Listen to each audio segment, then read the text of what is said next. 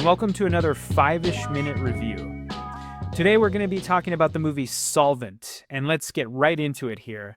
Solvent was released on October 10th. It's available right now for digital purchase or rental. And this movie, it's directed by Austrian artist, filmmaker, and noted weirdo Johannes Grenzfurthner. I've seen 2 of his previous features, both Razanest and Masking Threshold.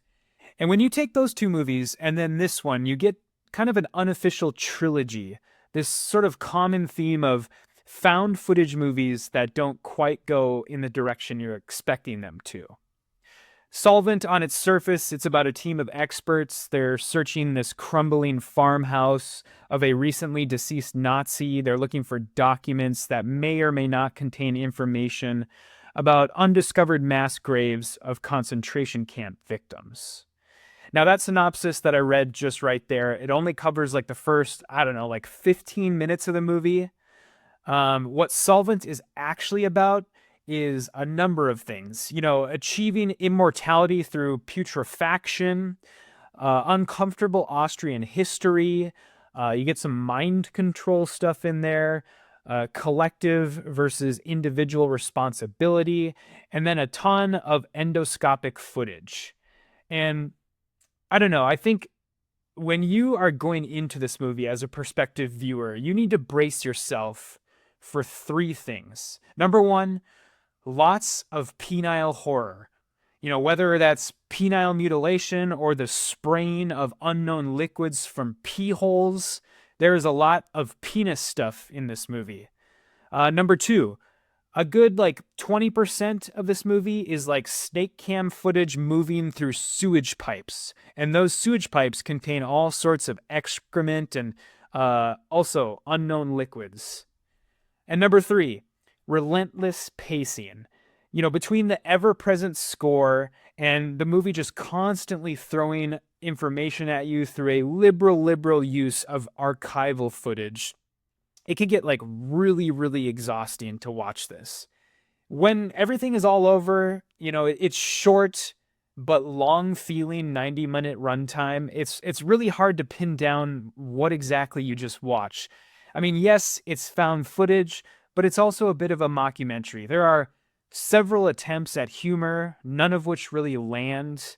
It's also been called a horror movie, but that's really only in the sense that it'll make you feel horrible about historical events that happened and how they may or may not be repeating themselves in present day.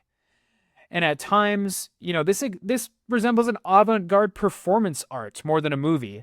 There are times when it's so amateurish for someone who's been making movies for a decade. The female lead, her name's Alexandra Quinn, and her bad acting threatens to ruin this movie every single time that she appears on screen, which is a lot. And I guess, speaking of appearing on screen, the one actor in this movie that's never shown is the actor John Grease. You probably recognize him from a number of things, probably the movie's only notable actor. And despite the fact that he does play the main character, the guy who is holding the found footage camera for the entire movie, it sort of became increasingly obvious to me that John Grease was not actually on location for this movie, and that all of his lines were basically recorded in a recording booth somewhere. His line readings, they frequently feel at odds with everything else everybody is saying. He doesn't really match the energy of the other actors, and I really think it was probably because he was not on location for a second for this movie. And I guess one final note about the movie itself, the very last image that you see in the film it's this laughable, poorly done stop-motion melting effect that would just make Phil Tippett roll over in his proverbial grave. It's just not a good image to just send the audience out on.